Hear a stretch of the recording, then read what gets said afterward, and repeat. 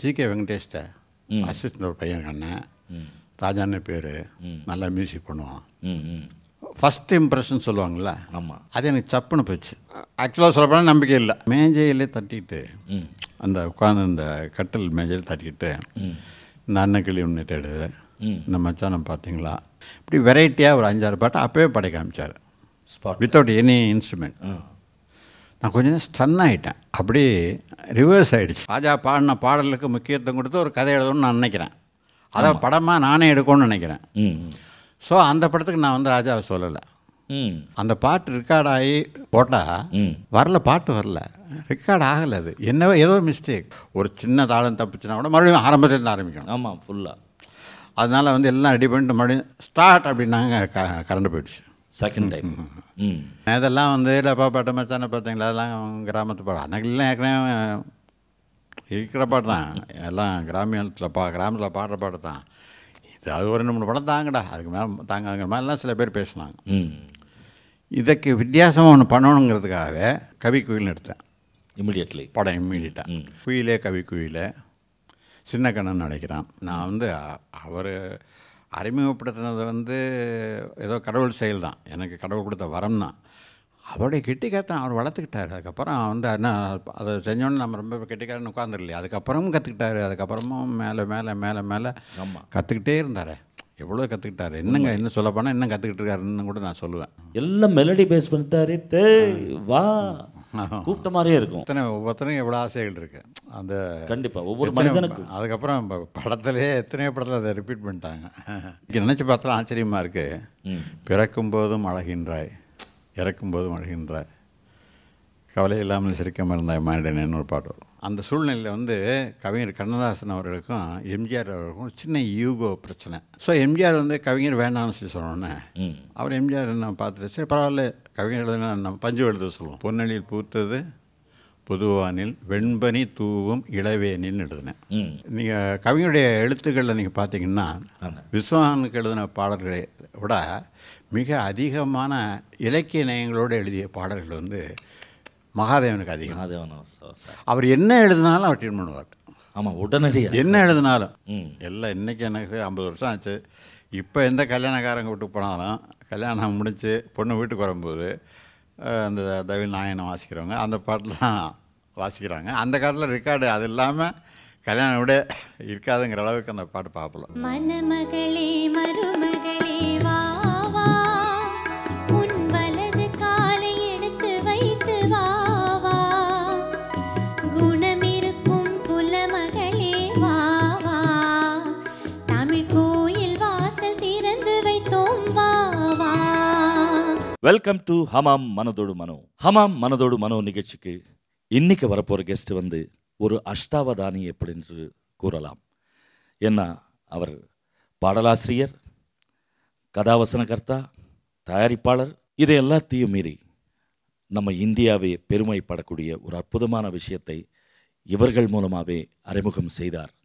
அது என்னென்றால் இசை ஞானி இளையராஜா அவர்களை இந்த திரை உலகத்துக்கு பரிசாக தந்த ஒரு கிரேட் மேன். லெட்ஸ் வெல்கம் பஞ்சு அருணாச்சலம் அவர்கள்.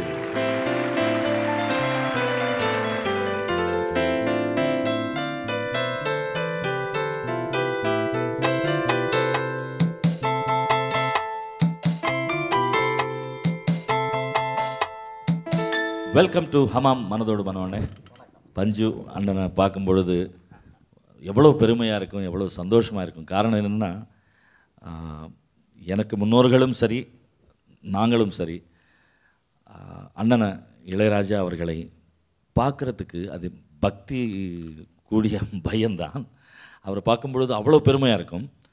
அவரை அறிமுகப்படுத்திய பஞ்சு அருணாச்சலம் அவர் வராரு அப்படின்னும்போது, ஸ்டூடியோக்கு வரும்போது உங்களை வந்து நாங்கள் வந்து ஒரு மிகப்பெரிய இடத்துல வச்சுருக்கோம் அப்படின்றது கண்டிப்பாக உங்களுக்கு அது உங்களுக்கு தெரியும். இந்த நேரத்தில் சொல்லணும் நாங்கள் அது.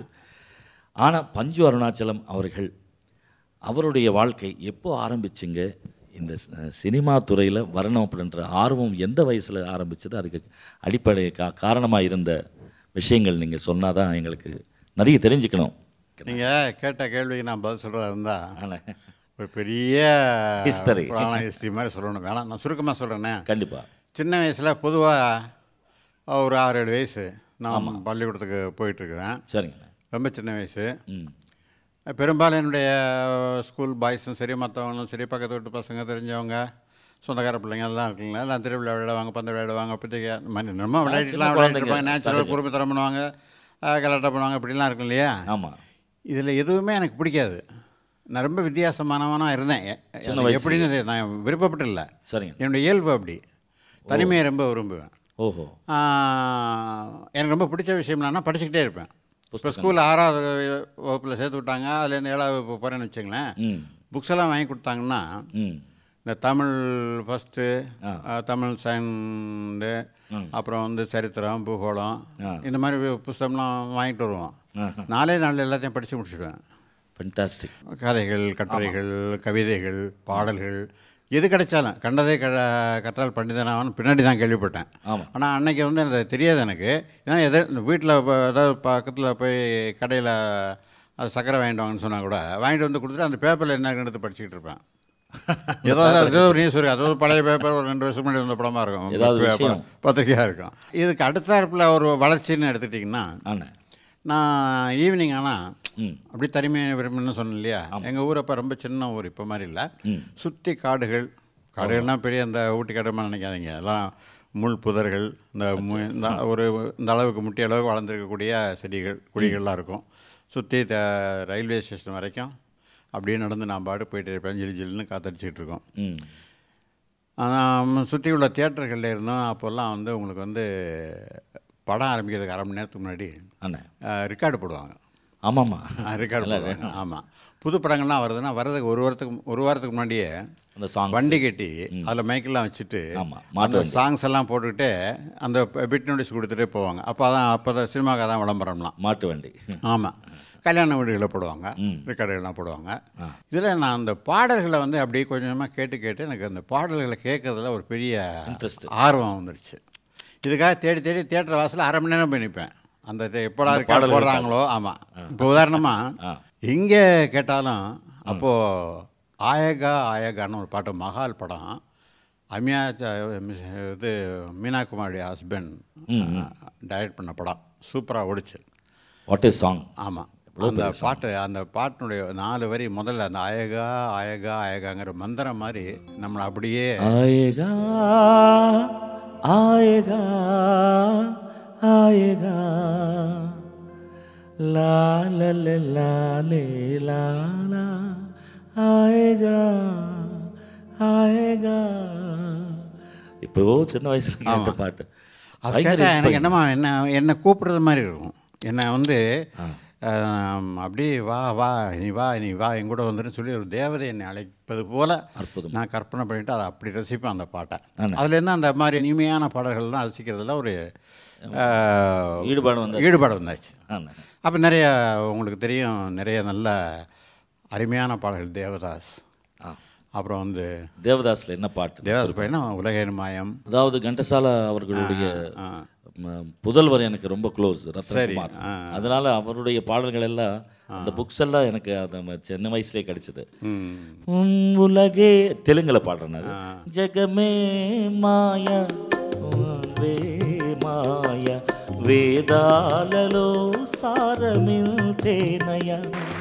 இதெல்லாம் அவங்க என்ன கிட்டத்தட்ட 60 வருஷத்துக்கு முன்னாடி கூப்பிட்டு போயிட்டீங்க. இப்போ எனக்கு 72 வயசு. இந்த பாட்டெலாம் கேட்கும்போது எனக்கு 11-12 வயசு இருக்கும். கண்டிப்பாக. அப்போ தான் பரணி படம்லாம் வந்தது. இது பறந்து செல்லும் பைங்கிளியே மறதியாகுமா, ஆமாம், அந்த மாதிரி பாடல்கள்லாம் வந்தது. அப்புறம் மிஸ்ஸியம்மா பாடல்கள்லாம் ரொம்ப சூப்பர் ஹிட் ஆச்சு. அருள்தாரும் தேரி மேரி மாதாவிலிருந்து பிருந்தாவனம் நந்தகுமாரன் எல்லா பாட்டும் எனக்கு வந்து அப்போல்லாம் மனப்பாடமே ஆயிரும்னு வச்சுக்கோங்க. பாட தெரியாது. கண்டிப்பாக கேட்டு ரசிச்சுக்கிட்டே இருக்குமா. சொல்ல போனால் என்னை ஒரு நல்ல ரசிகனாக மாற்றியது அந்த பாடல்கள். புல்லாங்குழலிசை இனிமையினாலே உள்ளமே ஜில்லென துள்ளாதா, புல்லாங்குழலிசை இனிமையினாலே உள்ளமே ஜில்லென துள்ளாதா, ராகத்திலே அனுராகமேவினால் ஜகமே ஊஞ்சலில் ஆடாதா. Time evergreen songs. அதாவது ஆமாம், இந்த மாதிரி அப்போ எந்த படத்தை எடுத்தாலும் நீங்கள் எடுத்துக்கிட்டிங்கன்னா இன்னைக்கும் எப்போவும் கேட்குறது மாதிரி நம்ம ஒரு தனி பாராட்டு. அடுத்த வீட்டு பெண், அந்த பீரியடில் வந்த படம்னா சபாஷ் மீனா, ஆமாம், ஏதாவது ஒன்று எல்லா பாட்டும் நல்லா இருக்கும், 2 பாட்டு 3 பாட்டு நிச்சயமாக எப்படியும் ஹிட் ஆகிடும். அந்த அளவுக்கு அவங்க முயற்சி எடுத்து இப்போ பண்ணியிருக்காங்க. இந்த சாண்டிங் மாதிரி, அதாவது இப்போ ஐகிரி நந்தினி நந்தித மேதினி ஒரு சாண்டிங் மாதிரி போவோம் இல்லையா? ஆமாம் ஆமாம். இந்த அந்த ஸ்டைல் ஆஃப் கம்போசிஷன் அப்போவே கொண்டு வந்தாங்க பாருங்க. பல்லவி அதே டியூனு, சரணமும் அதே டியூன். அது அது அப்படி கேட்கும் பொழுது ஆட்டோமேட்டிக்காக நம்ம இன்வால்மெண்ட் அதிகமாகும். அடுத்த வீட்டு பெண் சொல்லியிருக்கீங்க, அதுலேருந்து ஒரு பல்லவி கேட்கலாம். எல்லாமே நல்ல பாடல்கள். இந்த இன்ஸ்பிரேஷன் ரவுண்டே ஃபுல்லாக போகும், அவ்வளவு இருக்கு உங்ககிட்ட. அந்த பாடலை கேட்போம். கண்ணாலே பேசி பேசி கொள்ளாதே, கண்ணாலே பேசி பேசி கொள்ளாதே, காதாலே கேட்டு கேட்டு செல்லாதே, காதல் தெய்வீக ராணி போதை உண்டாகுதே, நீ கண்ணே என் மனதை விட்டு துள்ளாதே. அண்ணே, இன்ஸ்பிரேஷன் ரவுண்டு அசத்திட்டீங்க, ரொம்ப அற்புதமாக இருந்தது. அதாவது வித்தியாசமான குழந்தையாக இருந்தீங்க நீங்கள். அதாவது ஒரு விளையாட்டு பிள்ளையாக இல்லாதவன், சின்ன வயசுலேருந்தே அந்த படிப்பு மேலே ஒரு ஆசை, கவிதைகள், இசையிலையும் ஆர்வம். இந்த சின்ன வயசு ட்ராவலிங்கு எங்கே உங்களை வந்து சினிமாவுக்கு நமக்கு ஒரு பந்தம் இருக்கப்படுன்றது முடிவெடுக்கிறதுக்கு காரணமாக இருந்தது? கொஞ்சம் எனக்கு வந்து குடும்ப சூழ்நிலைகள் புரிய ஆரம்பித்து. சரிங்க. எனக்கு 4 தம்பி 2 தங்கச்சி. ஓகே. எங்கள் ஃபாதர் வந்து அந்த காலத்தில் பிஏ படித்தவர். சரி. ஒரு பெரிய குடும்பத்துக்கு ஸ்வீகாரம் வந்திருக்காரு. அந்த குடும்ப சொத்துக்கள்லாம் வரல, அது ஏதோ அதெல்லாம் ஃபேமிலி பிரச்சனை விட்டுருங்க. சரிங்க. பட் ஒரு சிரமமான நேரம் குடும்பத்துக்குள்ள. ஏன்னா எங்கள் ஃபாதர் வந்து என்ன மேலே அழகப்பா காலேஜில் எஸ்எல்சி முடிச்சிட்டேன், அழகப்பா காலேஜில் சேர்ந்து படிக்க சொன்னார். கொஞ்ச நாள் காலேஜுக்கு போயிட்டு இருந்தேன். பட் ஒரு முடிவு பண்ணிட்டேன், நம்ம என்ன தான் படித்தாலும் பிஏ பிகாம், அப்போ அந்த காலத்தில் என்ன படித்தாலும் வந்து எனக்கு அப்போ தெரிஞ்ச அறிவில் ஒரு பேங்கில் சேர்த்து விடுவாங்க. மாதம் 100 ரூபா 125 ரூபா சம்பளம் கிடைக்கும். ஆமாம். இல்லை வேறு ஏதோ ஒரு கம்பெனியில் வேலை கிடைக்கலாம். அது எனக்கு பிடிக்கல. அந்த அந்த சம்பளத்துக்கு வேலை செய்யணும் இல்லை, அந்த லைஃபே பிடிக்கல எனக்கு. ஒரு இசையை விட்டு எழுத்தை விட்டு வேற ஒரு உலகம் எனக்கு தெரியல. எனக்கு இந்த இசை எழுத்து இதுக்குள்ளே எங்கேயாவது போகணும் அப்படிங்கிறது மட்டும் மனசுக்குள்ளே இருக்குது. எப்படின்னு தெரியல, அனுபவம் இல்லை. கண்டிப்பாக. அப்போ கவிஞரை பாப்புலர் ஆகலை, பெருசாக பாப்புலர் ஆகலை. ஒரு சில படங்கள்லாம் எழுதியிருக்காரு, சில படங்கள் எழுதிட்டு இருக்கிறாரு. கேள்விப்பட்டேன் அவ்வளோமா கவிஞர் அவ்வளோ ஆரம்பத்தில், அதாவது நான் சொல்கிற பீரியடில். ஏஎல்எஸ் ரொம்ப பாப்புலராக இருந்தார். அப்போது ஸ்டுடியோ நடத்திட்டு இருந்தார். அவர் இன்னொரு சித்தப்பா, பெரியவர் அவர். அது ஒரு காரணமாக இருந்தது. ஆமாம். சரி. நான் வந்து என்ன பண்ணேன், சரி மெட்ராஸ் போயிடலாம், ஏதாவது ஒரு வேலையை எழுத்து சம்மந்தமாக தேடிக்கலாம். Very good. ஏதாவது ஒரு வேலை எழுத்து சம்மந்தப்பட்ட ஒரு வேலையை நம்ம தேடிக்கலாம். ஓ, அது கதையாக வசனமாக பாட்டாலாம் நினைக்கல, ஏதாவது ஒரு வேலையை தேடிக்கலாம்னு சொல்லிட்டு எங்கள் அப்பாட்டே சொல்லாமல் சொன்ன விட மாட்டா தெரியும் எனக்கு. ஏன்னா எங்கள் அப்பாவுடைய குணம் என்னென்னா, சினிமா பார்க்கறதே காலித்தனம்னு நினைக்கிறவர். ஓஹோ. அப்போ சினிமாவுக்கு போகிறேன்னு சொன்னால் விடுவார். அதனால் வந்து நான் ஒன்றும் சொல்லாமல் எங்கள் அம்மாட்ட ஒரு 10 ரூபா வாங்கிட்டு, அப்போ காரைக்குடியிலேருந்து மெட்ராஸுக்கு வர்றதுக்கு 7000 ரூபாய் டிக்கெட்டு, நல்லா ஞாபகம் இருக்குது, எடுத்துகிட்டு மெட்ராஸுக்கு வந்துட்டேன். சொல்லாமலே வந்துட்டேன். ஐயோ. இங்கே வந்து ஏஎல்எஸ் விட்டு வந்துட்டேன். சொந்தக்காரர் தான் ஏஎல்எஸுடைய ஒய்ஃபை வந்து எங்களுடைய சொந்த அத்தை பொண்ணு தான். அவள் ஏஎல்எஸ் அக்கா பொண்ணு தான் அவர் கல்யாணம் பண்ணியிருக்காரு. 2 பக்கமே எனக்கு சொந்தம்ங்கிறதுனால நான் வீட்டில் இருக்கிறேன், ஆஃபீஸுக்கு போவேன், ஸ்டுடியோவுக்கு போவேன், எல்லாம் போவேன் வருவேன். ஆனால் ஊர்லேருந்து தெரியாமல் ஓடியாந்துட்டேங்கிறது ஏஎல்எஸ் தெரிஞ்சால் திட்டு வரேன்னு பயந்துட்டு அவரை பார்க்காம ஒழிஞ்சிக்கிட்டே தெரியுறேன். ஓஹோ. நான் இங்கே வரது ஒரு மாதம் சுற்றிக்கிட்டு இருக்கிறேன். ஸ்டுடியோவுக்கு போகிறேன், அம்பிகா பேசி ஷூட்டிங் நடக்குது வேடிக்கை பார்க்குறேன், கடி நடக்குது வேடிக்கை பார்க்குறேன், வீட்டில் சாப்பிடுவேன், இப்படி சுற்றிட்டு இருக்கிறேன். எப்படியாவது ஏஎல்எஸை பார்த்து சொல்லணும் என்னோடய ஐடியாவை, அதாவது ஒரு வேலையை சேர்த்து விடுங்கன்னு சொல்லணும் ஆசை. பார்க்குறதுக்கு பயமாக இருக்குது, திட்டு வரோம், யார் எப்படி சொல்லாம வந்துட்டா அப்படின்னு. இது அந்த காலத்தில் வந்து இந்த இப்போ உள்ள மாதிரி ஃபோன் வசதியும் இல்லை. எங்கள் ஊர்லேருந்து ட்ரெங்கால் போட்டு எங்கள் அப்பா நான் இங்கே வந்துட்டேங்கிற தெரிஞ்சு போச்சு, சரி எப்படியே தொலைகிறாங்கிற மாதிரி விட்டாருன்னு வச்சுங்களேன். சரி. அங்கேருந்து ட்ரெங்கால் பண்ணி, அப்பா இங்கே வந்தானே, இங்கே தான் இருக்கானா, என்ன பண்ணானா, பஞ்சுவா இங்கே வந்தானா தெரியல எனக்கு, நான் பார்க்கவே இல்லையன்றார் ஏஎல்எஸ். அப்பா பயந்துட்டார், எங்கேயோ வழியில் இறங்கி எங்கேயோ போயிட்டானா என்னமோ அப்படின்னு. நான் வீட்டில் இருக்கலாம் தெரியாது இல்லையா, அதனால் என்ன பண்ணிட்டாரு, அங்கேருந்து பரப்பு வந்துட்டார். வந்து எனக்கு நல்லா உத கிடச்சிது. Very good. அப்புறம் இல்லை சொல்லி மரியாதை சொல்லி படிக்க சொல்லுப்பா அப்படி சொல்லி திட்டிட்டு அவனை இல்லை சொன்ன சார் நான் படிக்க வைக்கிறேன், நீங்கள் பேசாமல் போங்க அப்படின்ட்டார். ம் அப்போ விவேகானந்தா காலேஜில் சுந்தரம்னு சொல்லி சரி. ஒரு பெரிய பிரின்சிபால் அவர், ம் அவரும் ஏலிஸ் பெஸ்ட்டு ஃப்ரெண்ட்ஸ். ஓ ஏலிஸ் அவனை கூப்பிட்டு இந்தா நீ போய் நான் எல்லாம் சொல்லிட்டேன், ம் காலேஜுக்கு வர சொல்லிட்டாரு, உன்னுடைய பழைய சர்டிஃபிகேட் அது இதெல்லாம் எடுத்துகிட்டு போயிட்டு ம் அங்கே சேர்ந்துட்டு அங்கேயே ஹாஸ்டல்லாம் இருக்குது, அங்கேயே சேர்ந்து படி, ம் சுந்தரமயிர்னு பேர் வைப்பேன், அங்கே போய் சேர்ந்து படி, அங்கே ஒரு வர சொல்லிட்டார், நாளைக்கு போய் பாரு அப்படின்னார். ம் நான் அப்படி பேசாமல் நின்னேன். என்னடா அப்படின்னார். ம் இல்லை எனக்கு படிக்கிறது இஷ்டம் இல்லை. ம் ஏன்னா உள்ள சொல்லிவிடணும் இல்லையா, உடைச்சிட்டிங்க. ரெண்டு இந்த பக்கமாக அந்த பக்கம் மாறி மாறி இதை பண்ணக்கூடாது, ஏதாவது ஒன்று முடிவு பண்ணிவிடணும் இல்லையா. ஆமாம். இப்போ என்ன தானே பண்ண போகிறேன் அப்படின்னாரு. ம் எனக்கு எப்படியாவது எழுதணும்னு ஆசை, ம் உங்களுக்கு எல்லாரையும் தெரியும், ஏதாவது பத்திரிக்கையில் நான் வேலையை சேர்த்து விடுங்க, ம் நான் அப்படியே எழுதி அப்படியே முன்னுக்கு வரேன். ம் இப்போ மெஜஸ்டிக் நடத்திட்டு இருந்தேன், நான் மேனேஜர்கிட்ட சொல்லிடுறேன், ம் அங்கே போய் கொஞ்சம் ஒர்க் பண்ணு, ம் போக நானே வந்து எங்கிட்ட 100 பேர் வேலை செய்கிறான், ம் நான் இன்னொரு கம்பெனிக்கு ஃபோன் பண்ணி எனக்கு வேண்டிய பையனை வேலையை சேர்த்துங்கன்னு சொன்னால் எனக்கு அவமானம். ஓ அதனால் நான் யார்கிட்டையும் நான் ரெக்கமெண்ட் பண்ண மாட்டேன், நம்மகிட்டே வேலை செய்யணும்னு சொல்லிட்டு வேலைக்கு அனுப்பிச்சிட்டாரு. காலையில் ஸ்டுடியோவில் 10 மணிக்கு போனால் 6 மணிக்கு முடிஞ்சு போயிடும். ம் 6 மணிக்கு முடிஞ்சதுக்கப்புறம் மவுண்ட் ரோடில் தென்றல் ஆஃபீஸ் இருந்தது, ம் சரி. அங்கே நானே விருப்பப்பட்டு அங்கே வந்து உட்காந்துக்குவேன். அங்கே நிறைய புக்ஸ் இருக்கும், தமிழ் பித்தன் தென்னரசுலாம் உதவியாளர்களாக இருந்தாங்க, ஓ அவங்களோட பழக்கங்கள் ஏற்பட்டது. நான் கவிஞர் அண்ணன் பையன் அவங்களுக்குலாம் தெரியும், அதனால் அவங்க என்கிட்ட அன்பாக பழகுவாங்க. அப்போ வெண்பாப்பட்டின்னு ஒன்று கவிஞர் நடத்திட்டு இருந்தார். ஓஹோ அதுக்கு நிறைய வெண்பாக்கள் நிறைய வரும், ஓ போட்டி நடத்துகிறாரு. அதில் செலக்ட் பண்ணி ஒரு வாரத்துக்கு 10 போட்டு அந்த 10ல் எது பெஸ்ட்டாக இருக்கோ அவங்களுக்கு 100 ரூபா பரிசுங்கிற மாதிரி நடத்திட்டு இருந்தார். நான் சொன்னல எப்போவுமே படிச்சுக்கிட்டே இருப்பேன். அப்போவே நான் வெண்பா இலக்கணங்கள் அது நல்லா நிறைய படிச்சிருக்கிறேன். கபிலன் அந்த மாதிரி பெரிய ஆசிரியர்கள் இருந்ததெல்லாம் நிறைய அடிப்படை என்ன, இலக்கணம் என்ன, சீர் என்ன, அசை என்ன, எதுக்கு என்ன, மோன நிறைய படிச்சிருக்கிறேன், விருப்பப்பட்டு படித்தது. சரி. அதெல்லாம் இப்போ உபயோகப்பட்டது. நானே செலக்ட் பண்ணி போட ஆரம்பித்தேன். ஆனால் வெண்பாவெல்லாம் நீ செலக்ட் பண்ணுறேன்னு சொல்லி தமிழ் பித்தன் ரொம்ப ஆச்சரியமாக கேட்பார். அப்புறம் அந்த பொறுப்பே என்கிட்ட விட்டார். ஃபென்டாஸ்டிக். நீங்கள் செலக்ட் பண்ணி போடு, 100 வரும், அது பூரா மட்டமாகவும் இருக்கும், நல்லாயிருக்கும், புத்திசாலித்தனமாக இருக்கும், கவரில் இருக்கும், கார்டில் இருக்கும், எல்லாம் அதில் வந்து நிறைய இவ்வளோ இருக்கும்.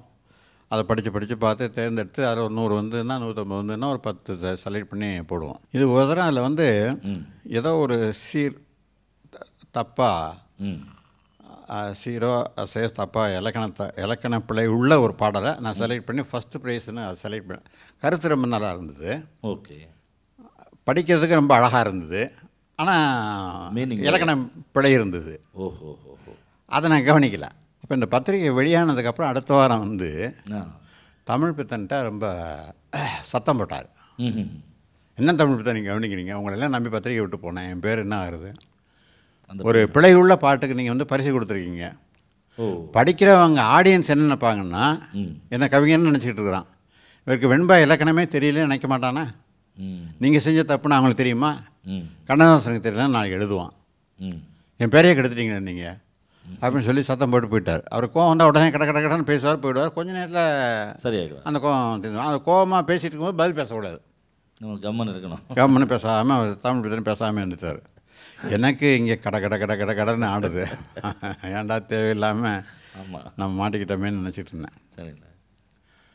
அப்புறம் கொஞ்சம் நேரம் அவர் கவிஞர் சாஃப்ட் ஆகிட்டு அப்புறம் பொதுவாக கலகலன்னு பேச ஆரம்பிச்சிட்டாரு. தமிழ் பித்தன்ட்ட கேட்டிருக்காரு, இந்த விஷயத்தை கேட்கல, வேறு எதாவது கேட்டுட்டு இருக்கும்போது அப்போ தமிழ் பித்தன் சொன்னார், இந்த வெண்பாவெல்லாம் கொஞ்ச நாளாக நான் பார்த்து போடுறதில்ல, தம்பி பஞ்சு தான் போடுது, நிறைய விஷயம் தெரிஞ்சவன், நல்லா நிறைய படிச்சிருக்கிறான், நான் அவனை என்கரேஜ் பண்ணுறதுக்கு தான் அந்த பொறுப்பை அவங்கள்ட்ட கொடுத்தேன், அவன் ஏதோ நானும் கொஞ்சம் கவனிக்காமல் விட்டேன், அவன் இது வரைக்கும் போட்டதுக்கப்புறம் நல்லா இருந்ததுனால இதுவும் சரியாக இருக்குன்னு சொல்லிட்டு நானும் கொஞ்சம் கவனிக்காமல் விட்டுட்டேன். அப்படியா, பஞ்சு வந்து வெண்பாவெல்லாம் வந்து படித்து பார்த்து செலக்ட் பண்ணுறான்னா, டேய் இங்கே வாடா அப்படின்னாரு. போனேன், நீ என்னென்ன படிச்சிருக்கான்னாரு.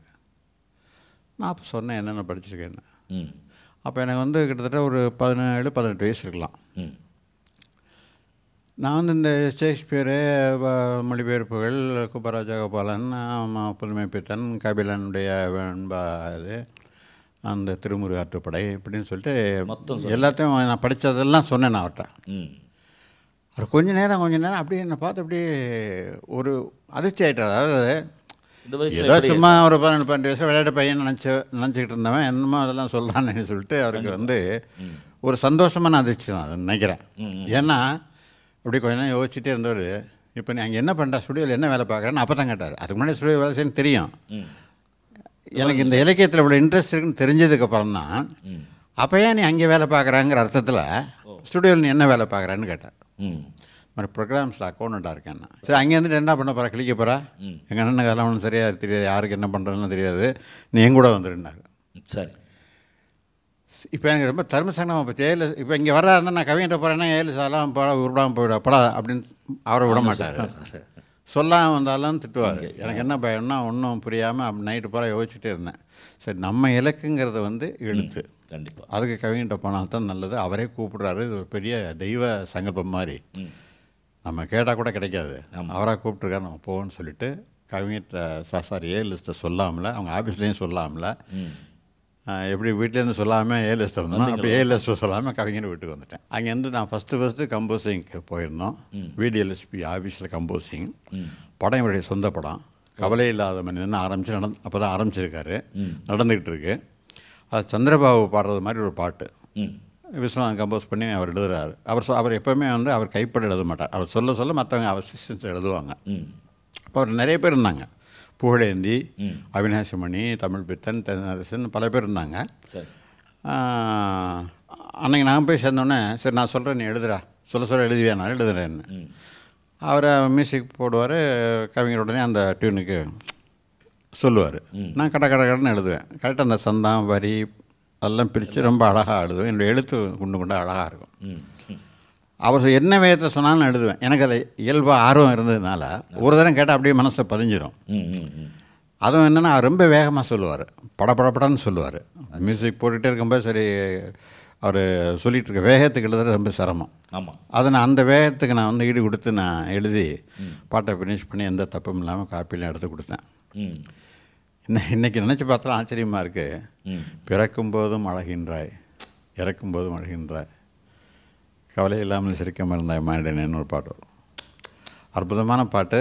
அந்த மாதிரி பாட்டுகளை என்னுடைய வாழ்க்கையில் பல சந்தர்ப்பங்களில், எப்பவும் இல்லை, பல சந்தர்ப்பங்களில் எனக்கே அது ஒரு ஆறுதலாகவும் எனக்கு அது சேர்ந்து என்னுடைய வாழ்க்கையை ஒட்டி வர்றது மாதிரியுமே எனக்கும் அமைஞ்சது, சந்திரபாபுக்கும் அமைஞ்சது, கவிஞர் கண்ணதாசனுக்கும் அமைஞ்சது. பல சந்தர்ப்பங்களில் அந்த அந்த அந்த பாடலை கேட்போம்.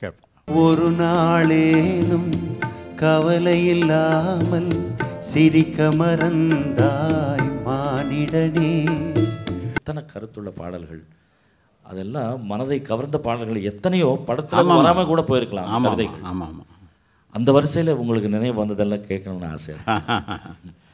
எவ்வளோ இருக்குது, எவ்வளோ சொல்கிறது. அப்போ இருந்த டைரக்டர் எல்லாருடைய டைரக்டர்ஸுக்கும் கவிஞர் பாட்டு எழுதியிருக்காரு. இப்போ பல கம்பெனிகளில் டிஆர் ராமண்ணா, பீம்சிங், ஸ்ரீதர், அவங்கெல்லாம் பெரும்பாலும் 100க்கு 100 உங்களுக்கு சிச்சுவேஷன் சொல்லிடுவாங்க.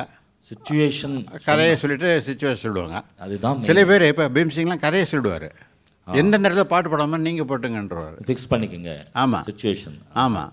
இப்போ அதே மாதிரி டிஆர் ராமண்ணா கதையை சொல்லுவார். இல்லைங்க இங்கே இப்போ கண்ணதாசன் நீங்கள் ஏதாவது முக்கியமாக கதைக்கு 100% தேவைங்கிற ஒரு 2 பாட்டை சொல்லிவிட்டு, இது இல்லாமல் எம்ஜிஆர் சரோஜாவுக்கு ஒரு டூயட்டு, எம்ஜிஆருக்கு தனியாக ஒரு சோலோ, இந்த இடத்துல ஒரு வேறு எங்கேயாவது போடலாம்னு உங்களுக்கு தோணுச்சுன்னா அங்கே ஒரு மொத்தம் 6 பாட்டு வேணும். இந்த ஒரு பாட்டு மட்டும் இந்த டீசிங் கண்டிப்பாக வேணும், நான் கதைக்கு தேவை, மற்ற 5 பாட்டு உங்கள் இஷ்டம், நீங்கள் போட்டுங்கன்ட்டு போயிடுவாங்க. ஆமாம். மொத்த பொறுப்பையும் 2 பேர்ட்டையும், மியூசிக் டைரக்டரையும் கவிஞர்ட்டையும் சொல்லிட்டு போயிடுவாங்க. இன்னும் சில இடங்கள்லாம் ஃபிக்ஸ் பண்ணிடுவாங்க, இந்தந்த இடத்துல இன்னும் தான் வரணும்னு. அது அப்போ தெலுங்கு ப்ரொடியூசர்ஸும் தமிழ் தெலுங்கு 2லையும் எடுப்பாங்க. ஆமாம். அப்போ அவங்க ஃபிக்ஸ் பண்ணிடுவாங்க. 2 லாங்குவேஜ், தெலுங்கு 2 லாங்குவேஜில் ஃபிக்ஸ் பண்ணிவிட்டு தெலுங்கில் பாட்டு எழுதிடுவாங்க. எழுதிட்டு தமிழில் நம்ம என்ன தான் பிரமாதமாக எழுதினாலும் அவங்களுக்கு அந்த தெலுங்கில் என்ன எழுதியிருக்காங்களோ அது வந்தால்தான் ஒத்துப்பாங்க. அது சந்தத்துக்காக. அந்த சந்தம் மட்டும் இல்லை, அந்த அர்த்தமும் கூட. ஆமாம். அதை விட அற்புதமாக எழுதினா கூட ஒத்துக்க மாட்டாங்க சார் ஆரம்ப காலத்தில். இப்போ கொஞ்சம் நாளாக எப்படி மாறிடுச்சுன்னா, கவிஞருக்கு எழுத்து பாப்புலர் ஆகி அவருடைய புகழ் அதிகமாகி அவருடைய எழுத்துக்களுக்கெல்லாம் மிகப்பெரிய வரவேற்பு கிடைச்சதுக்கப்புறம் கவிஞர் என்ன எழுதியிருக்காரோ அதை எங்கிட்ட கொண்டாந்து கொடுங்க, நான் எழுதிக்கிறோம். தெலுங்கு அப்படி ஆத்திரையெல்லாம் ஆத்ரேயா. இப்போ காவேரி கரை இருக்குன்னா கோதாவரி கரை உண்டினா అవును அப்படி గోదావరి గట్టుంది. இங்கே மகாதேவன் வந்து எப்படி விஸ்வநாதனுக்கு வந்து முழுக்க முழுக்க தமிழில் வந்து மிகப்பெரிய பேர். அடுத்தது கேவி மகாதேவன். ஆமாம்.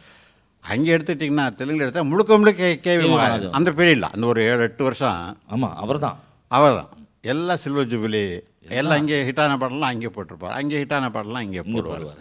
அவர்கிட்ட ஒரு பெரிய விசேஷம் என்னென்னா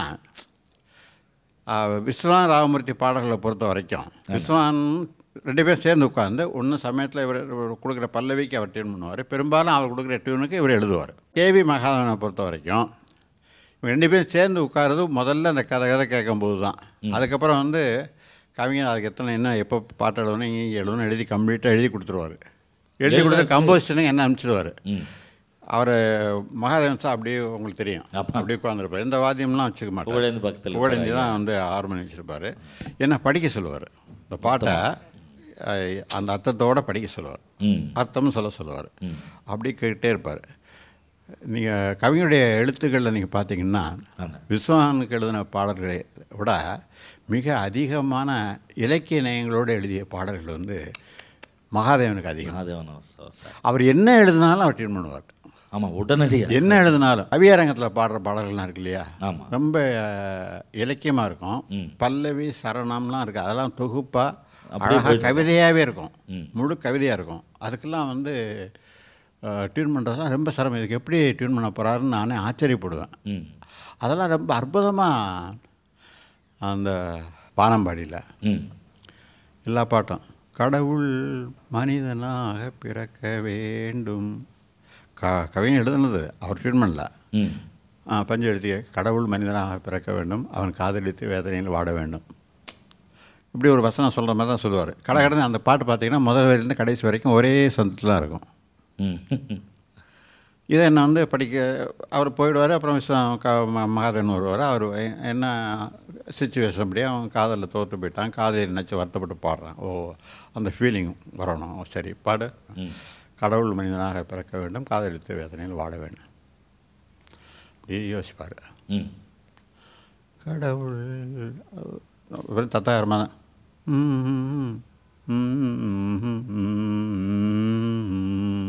அப்படிம்பார். உடனே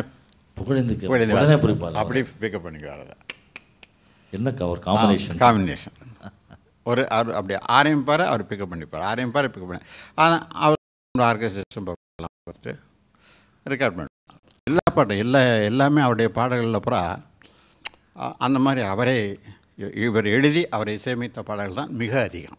சரி, நிறைய இந்த மாதிரி விஷயம் எவ்வளோதான் இருக்குது. இப்போ ஏபி நாகராஜன், அவரை பற்றி நீங்கள் அவருடைய படங்கள்லாம் பார்த்துருப்பீங்க, பாடல்கள்லாம் சூப்பர் ஹிட் ஆகிருக்கு, எவ்வளோ.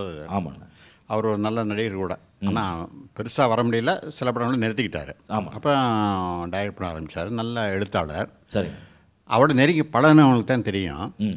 அவருக்கு ராகங்கள் பூரா அத்தபடி.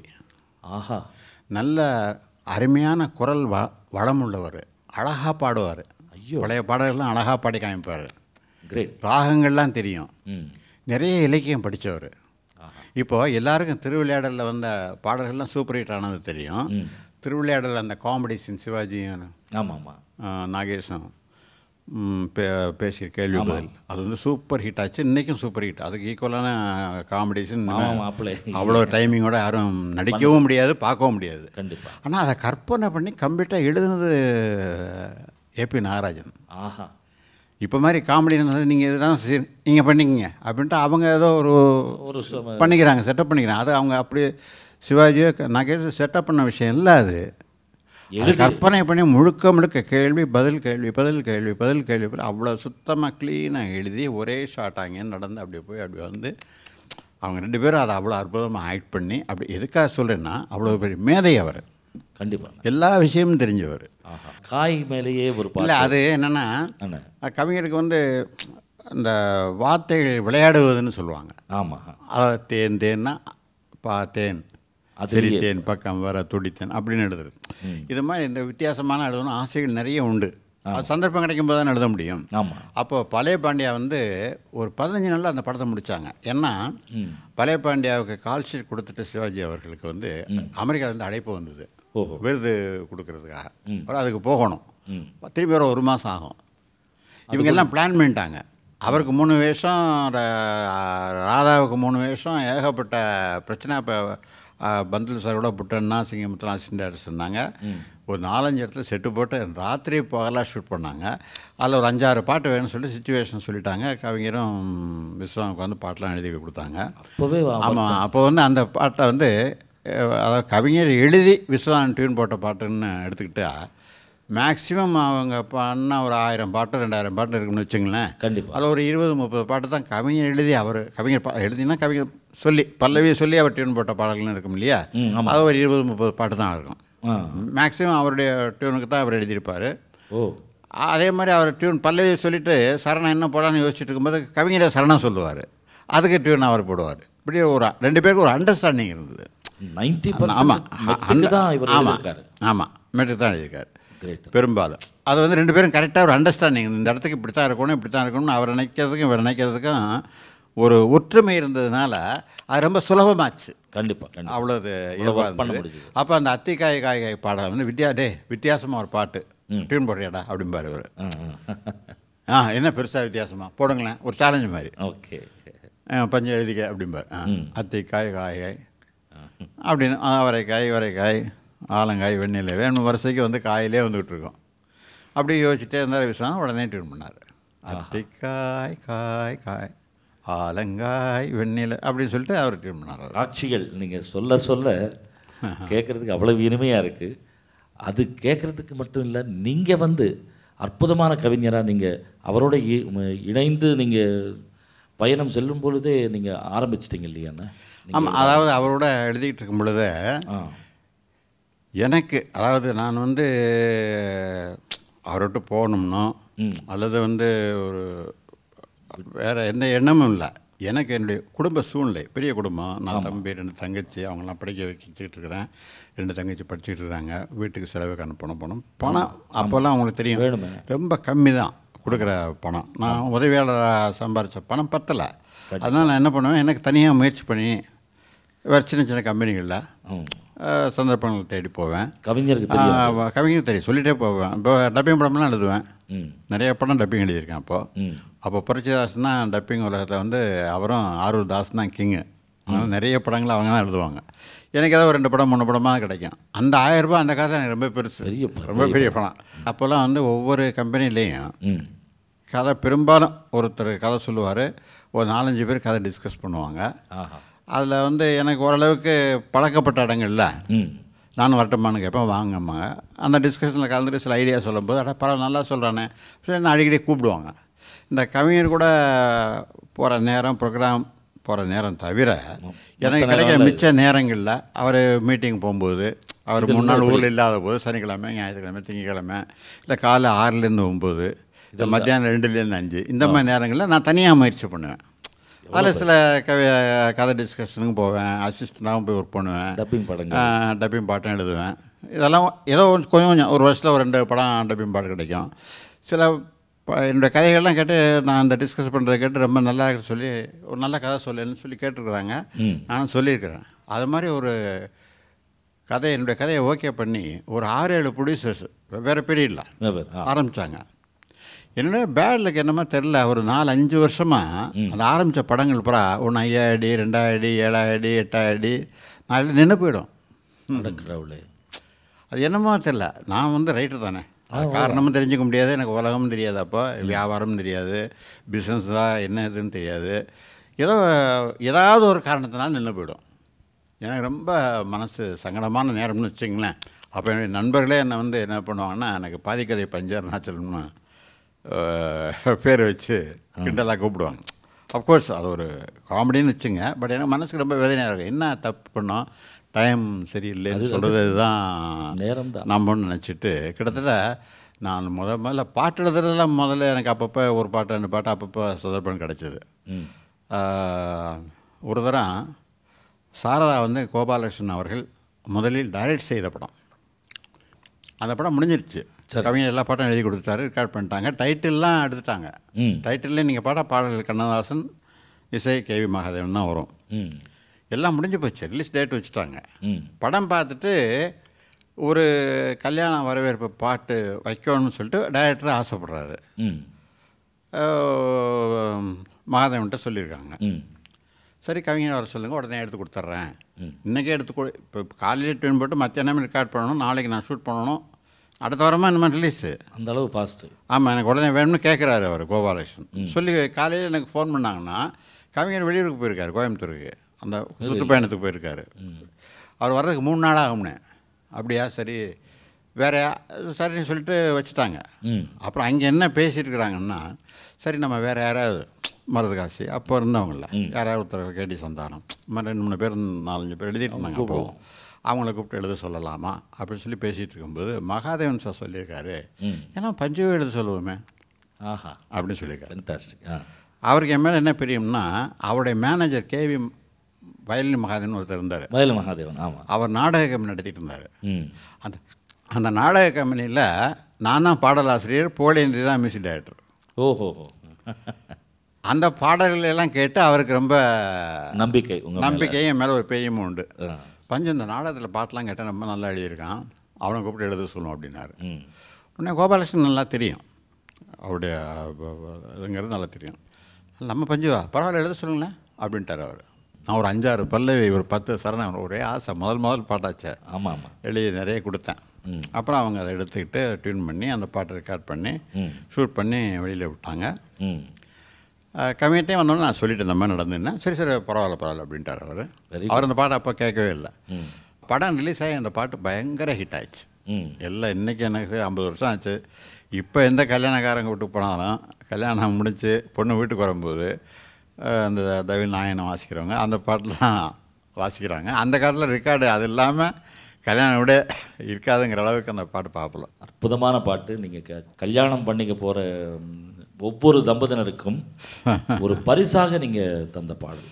அது இன்னைக்கு மட்டும் இல்லை, என்றைக்கும் நிலைத்து நிற்கிற பாட்டு. அந்த பாடலை கேட்போம். மணமகளே மருமகளே வா வா, உன் வலது காலை எடுத்து வைத்து வா வா, குணமிருக்கும் குலமகளே வா வா, தமிழ் கோயில் வாசல் திறந்து வைத்தோம் வா வா, மணமகளே மருமகளே வா வா, உன் வலது காலை எடுத்து வைத்து வா வா, குணமிருக்கும் குலமகளே வா வா, தமிழ் கோயில் வாசல் திறந்து வைத்தோம் வா வா. என்ன ஒரு அற்புதமான கம்போசிஷன். அதாவது இந்த பாட்டு கவிஞர் எழுதுனது வந்து வாராயந்தோழி வாராயோ, நீங்கள் பாடின பாட்டு 100 வருஷம் எல்லாம் கல்யாணத்துக்கு வந்து ஒரு ஸ்பெஷலாக பாடினது மாதிரி. கண்டிப்பாக. அதுக்கப்புறம் பார்த்தா சாரதா படத்துக்கு அப்புறம் ஆமாம், கலங்கரை விளக்கத்தில் பொன்னிழில் பூத்தது அந்த பாட்டு எப்படி உருவானது? அதுக்கு ஏதாவது அப்போது அது ஒரு அந்த சூழ்நிலையில் வந்து கவிஞர் கண்ணதாசன் அவர்களுக்கும் எம்ஜிஆர் அவர்களுக்கும் சின்ன யூகோ பிரச்சனை. இந்த கட்சி பிரச்சனை இல்லை, மேடை மீட்டிங்கில் பேசுறது இங்கே ஒன்று அங்கே சொல்லுவாங்க, ஒன்று இங்கே சொல்லுவாங்க, அதாவது பிரச்சனை இருக்கும் இல்லையா. இனிமேல் கண்ணதாசன் எழுத வேணும்னு அவர் சொல்ல, இனிமேல் நான் வந்து எம்ஜிஆர் எழுத மாட்டேன்னு இவர் சொல்ல, இது ஒரு மாதிரி ஒரு பிரச்சனை ஆகிப்போச்சு. ஸோ எம்ஜிஆர் வந்து கவிஞர் வேண்டாம்னு சொல்லி சொன்னோன்னே அவர் எம்ஜிஆர் என்ன பார்த்துட்டு, சரி பரவாயில்ல கவிஞர் எழுதுனா நம்ம பஞ்சு எழுத சொல்லுவோம் அப்படின்னு விஸ்வநாதன்ட்ட சொல்லிட்டு என்ன கூப்பிட்டு அனுப்பிச்சாங்க. நான் போயிருந்தேன். விஸ்வநாதன் டியூன் பண்ணார், என்ன எழுத சொன்னார். எனக்கு வந்து அந்த டியூனை அவங்க சொன்ன சிச்சுவேஷனுக்கு அந்த அண்ணன் சொன்ன டியூனோட எனக்கு ஒரு நல்ல பல்லவி தோணுச்சு. திடீர்னு ஒரு அழகான பல்லவியாக தோணுச்சு. அண்ணே நான் ரொம்ப கெஞ்சி கேட்டேன், அண்ணே அந்த பல்லவி நான் எழுதட்டுமான்னு. எழுதேன் அப்படின்னார் அவர். பொன்னெழில் பூத்தது பொதுவானில் வெண்பனி தூவும் இளவேனின்னு எழுதினேன். இளவேனின்னா அந்த தென்றல் பருவத்தை குறிக்கக்கூடிய ஒரு அருமையான தமிழ் வார்த்தை. ஆமாம். அந்த பாட்டை அவர் ரொம்ப ரசித்து அவர் நல்லா டியூன் போட்டார். டியூன் பண்ணதுக்கப்புறம் அவர் சொன்னார், முதல்ல பாட்டு எழுதுகிறேன், இந்த இளவேனில்ங்கிறது வந்து நடுவில் அழகாரான் அழகாரான். இளவே அப்படின்னா இளவேன்னா ஆமாம் சாவை குறிக்கும். ஆமாம். இளவேனில்னு வருதுப்பா, மாற்றி கொடுத்தாரு. அதான் புது வானில்னு அப்புறம் மாற்றி கொடுத்தாங்க. அதுக்கப்புறம் வந்து அவர் டியூனுக்கே எழுதுனது வந்து என்னையும் மறந்தது, தென்றலே என்று நீ என்னிலே சொல்லிவா. நிறைய அதுக்கப்புறம் அப்படி எனக்கு ஏன் வந்து நான் விஸ்வநாத் சார்கிட்டையும் மகான் சார்ட்டையும் அதிகமாக எழுத முடியல அப்படின்னா, நான் முன்னுக்கு வர்ற காலத்தில், வளர்ந்துட்டு வர்ற காலத்தில் எனக்கு என்னுடைய படங்களுக்கு வந்து மகான் சார் மியூசிக்கு, விஸ்வநாத் சார் மியூசிக்குன்னா நான் எழுதுகிற கலைவசன்ற படத்துலையோ அல்லது நான் எழுதுகிற படத்துலையோ சந்தர்ப்பம் இல்லை. ஏன்னா சின்ன சின்ன படங்களாக எனக்கு சந்தர்ப்பம் கிடச்சிது. ஜெய்சங்கர், சிவகுமார், சம்சாரம் வச்சு சின்ன படம் எடுக்கிறவங்க எனக்கு சந்தர்ப்பம் கதைவசம் எழுதுறது சதம் கொடுப்பாங்க. அப்போ அவங்க பட்ஜெட்டுக்கு தகுந்த மாதிரி மியூசிக் டைரக்டர் போட்டுக்கோன்னு கேட்பாங்க. இப்போ நான் சில பேரை கவுண்ட் பண்ணுவேன், அவங்கள வச்சுப்பாங்க. ஏன்னா அவங்களுக்கு வந்து அந்த பட்ஜெட்டுக்கு அது தாங்காதுங்கிறதுக்கு அப்படி பண்ணாங்க. அதுக்கப்புறம் நான் ப்ரொடியூசர் ஆனதுக்கப்புறமும் ஒரு ஜென்ரேஷன் கேப்னு சொல்கிறது மாதிரி நம்ம அசிஸ்டண்ட்டாகவே 15 வருஷம் இருந்து கூடவே இருந்து அவங்க சொல்கிறதெல்லாம் எழுதி கொடுத்துக்கிட்டு அவங்க பக்கத்தில் ஒரு பாய் மாதிரி இருந்துட்டு இப்போ போய் நம்ம படத்தில் நீங்கள் மியூசிக் பண்ணுங்கன்னு சொல்கிறது வந்து நல்லா இருக்காதுன்னு எனக்கு ஒரு இன்ஃபீரியாரிட்டி காம்ப்ளெக்ஸ். அதனால நான் வந்து புதுசாக தேடி தேடி கொண்டு வந்தது காரணம் என்னென்னா அந்த அதுவும் ஒரு காரணம். அந்த தேடலில் எப்போ ராசையா அவர்களை சந்திச்சிங்க, அது எப்படி அந்த ஸ்பார்க்கு நீங்கள் கண்டுபிடிச்சதுக்கு காரணம் எப்படி? அது இதெல்லாம் வந்து லட்சியத்தோடு வர முடியாது, சூழ்நிலைகள் தான் வரும். சூழ்நிலைகள் ஒவ்வொன்றையும் நிர்ணயம் பண்ணது. ஆமாம். எனக்கு எங்கள் படங்கள்லாம் நான் வந்து கல்யாணம் பெரிய சூப்பர் ஹிட்டுமாங்க. இப்போ சேலத்துக்கு போகிறோம், கோயம்புத்தூருக்கு போகிறோம், என்ன வசூலாச்சுன்னு கேட்பேன். அந்த படத்தை வந்து அங்கே மொத்த செலவே 5 லட்ச ரூபா தான். சேலத்துக்கு விற்றுருக்கதே 1 லட்ச ரூபாய் தான் விற்றுருப்போம். சேலத்தில் மட்டும் 1 லட்ச ரூபா ஷேர்மாங்க. சேலம் ஏரியாவுக்கே 1 லட்ச ரூபாய் தான் விற்றுருப்போம். பட் சேலம் மட்டும் 1 லட்ச ரூபா. அப்போ சேலம் ஃபுல்லாக ஒரு 3 லட்சம் 4 லட்சம் கலெக்ட் பண்ணோம். ஸோ அவங்களுக்கு ரொம்ப சந்தோஷம், வாங்கினவங்களுக்கும் சந்தோஷம், படம் எடுத்தவங்களுக்கும் சந்தோஷம், எழுதுன எனக்கும் சந்தோஷம். கண்டிப்பாக. அப்படி பேசிகிட்டே இருக்கும்போது அங்கேயே வந்து பக்கத்து தேட்டரில் யாதவன்கி பாரத்தை ஓடிட்டுருக்கோம். அது எப்படி போயிட்டுருக்குமே, இது வரைக்கும் 3.5 லட்ச ரூபா ஷேருமாங்க. பயங்கர ஷேர். தமிழ் படம் ஹிட்டாகி 50 நாள் ஓடி 1 லட்சம் ஷேரு. அந்த படம் 100 நாள் கடந்து ஓடிட்டுருக்கு. 3.5 லட்சம். 3.5 லட்சம் இது வரைக்கும் ஷேர் வந்திருக்கு. இன்னொரு 50,000 வருங்கிறாங்க. அதுக்கப்புறம் பார்த்திங்கன்னா ஆராதனா, பாபி, வரிசைக்கு படங்கள் வந்துக்கிட்டே இருக்குது. நம்ம படம் என்ன, நம்ம செலவுக்கு நமக்கு லாபம் வந்தால் கூட அவங்க ஹிந்தி படம் வந்து இங்கே ரிலீஸ் ஆகி நம்ம படத்தை போல் 4 பங்கு 5 பங்கு கலெக்ட் பண்ணுது. அது கிட்டத்தட்ட எம்ஜிஆர் படம் லெவலுக்கு கலெக்ட் பண்ணுது. எப்படி ஆராதனா, பாபிலாம் இங்கே மெட்ராஸில் 2 வருஷமே நம்ம ஓடிச்சு. நிறைய சௌராஷ்டிரா பீப்புள். ஆமாம், அதனால இல்லை, அந்த பாட்டுக்கா சாங்ஸ் தான். கதை தெரியலைன்னா கூட பாட்டுன்னு சொல்லி ஆராதனா பாட்டு கேட்காத இடமே இல்லை. ஆமாம், பாபி பாட்டு கேட்காத இடமே இல்லை. யாதவன்கி பாரத் பாட்டு கேட்காத இடமே இல்லை. அப்போ அந்த பாட்டுக்காகவே ஹிந்தி படங்கள்லாம் பயங்கரமாக ஓடுது. அப்போ அந்த அளவுக்கு இல்லைன்னா அதையும் அடிக்கிற அளவுக்கு ஒரு மியூசிக் டேரக்டராக நம்ம தமிழ்நாட்டில் இருக்க மாட்டானா? ட்ரை பண்ணி பார்க்கலாமே, எப்படி இல்லாமல் போவோம் அப்படிங்கிற மாதிரி ஒரு ஆசை தான். ட்ரை பண்ணுவோமே, என்னப்போ என்ன முயற்சி பண்ணுறதுல தப்பு. கண்டிப்பாக. அப்படிங்கும்போது யாருன்னு யோசிச்சுட்டே இருக்கும்போது என்னுடைய அசிஸ்டண்ட் செல்வராஜ் காவாசிரியர் பேசிகிட்டு இருக்கும்போது அவன் சொன்ன இந்த மாதிரி ஜிகே வெங்கடேஷ்ட அசிஸ்டண்ட் ஒரு பையன் அண்ணன் ராஜான்னு பேர், நல்லா மியூசிக் பண்ணுவான். சரி அப்படியா கேட்போமே, நாளைக்கு வர சொல்லு அப்படின்னேன். நான் ரொம்ப சின்ன வீட்டில் இருந்தேன் வாடகைக்கு. வீட்டில் வசதி இல்லைங்கிறதுனால ஹோட்டல் பாங்குட்டில் தான் ரூம் போட்டு டிஸ்கஸ் பண்ணுறது, எழுதுறது போகிறதெல்லாம் அங்கே தான். அங்கே வர சொல்லியிருந்தேன். ராஜா வந்தார். ஃபஸ்ட் இம்ப்ரெஷன் சொல்லுவாங்கள்ல, ஆமாம், அது எனக்கு சப்புன்னு போச்சு. ஏன்னா அவர் உள்ளே வரும்போது ஏதோ ஒரு ஆஃபீஸில் ஒரு ஆஃபீஸ் பாய் மாதிரி ஒரு பேண்ட் ஷர்ட் போட்டு ஏன்னா நான் மியூசிக் டேரக்டர் நான் பார்த்ததெல்லாம்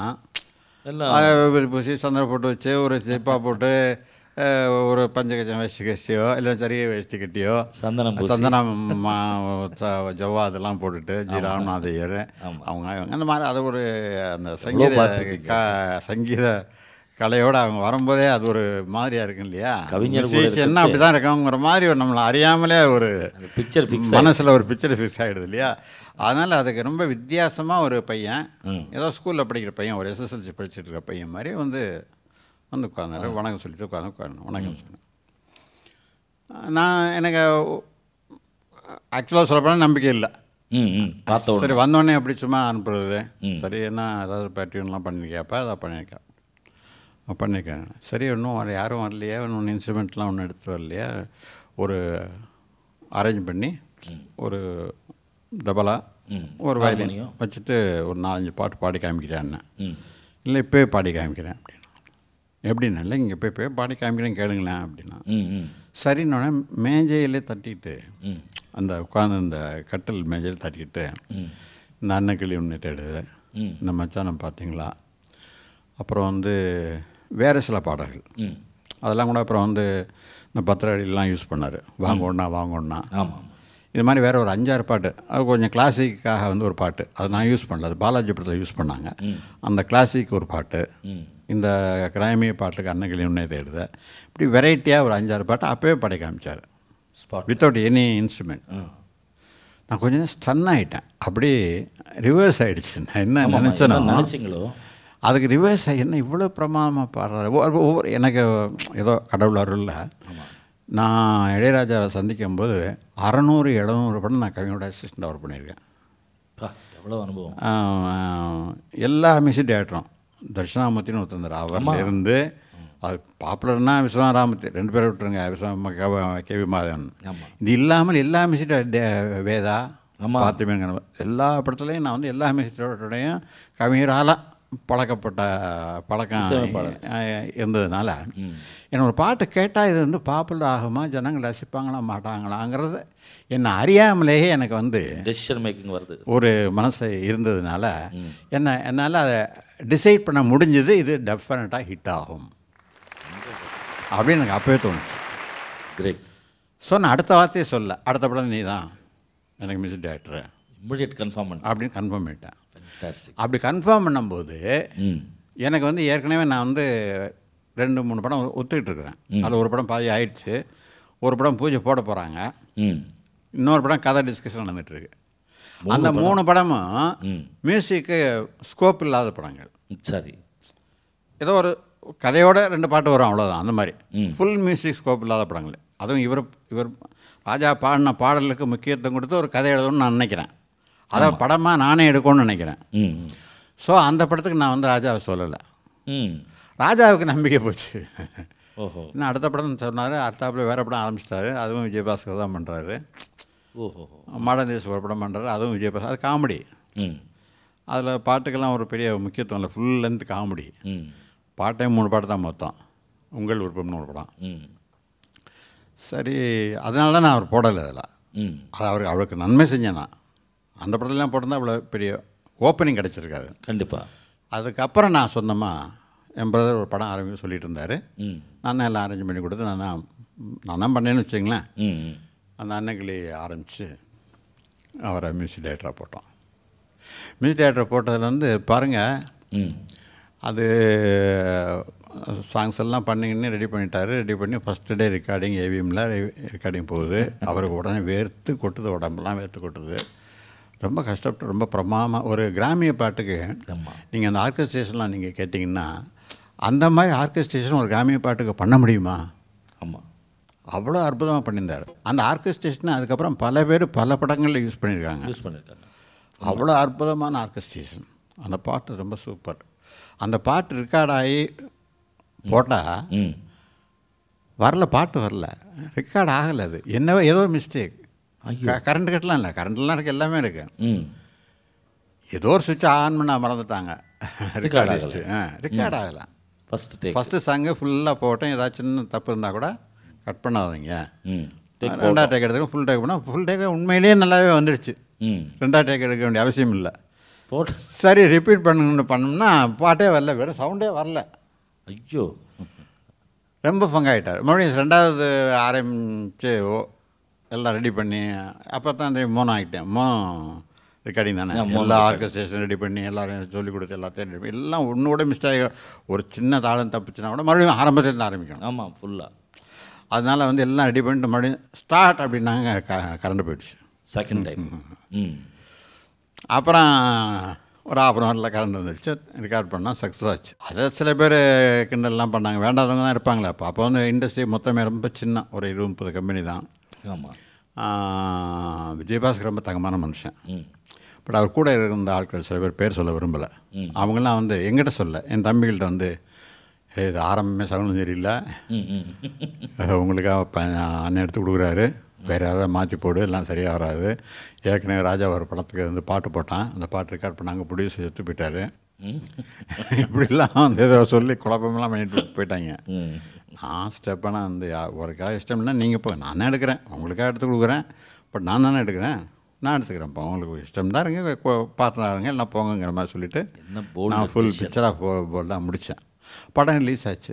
முதல்ல 2 வாரத்துக்கு சரியாக போகல, எல்லாருக்குமே பங்கு, எனக்கு ரொம்ப பங்கு. ஏன்னா நான் ஸ்டோரி நல்லா ஜட்ஜு பண்ணுவேன். எது ஓடும், எது ஜனங்களுக்கு பிடிக்கும், இந்த அனுபவத்தில் தான், வேறு என்ன. அந்த இவ்வளோ படங்கள் ஒர்க் பண்ணியிருக்கோம் இல்லையா, இது பிடிக்குமா பிடிக்காதான்னு நம்ம வந்து ஒரு யோசனை பண்ணி தான் நம்ம செலக்ட் பண்ணுவோம்.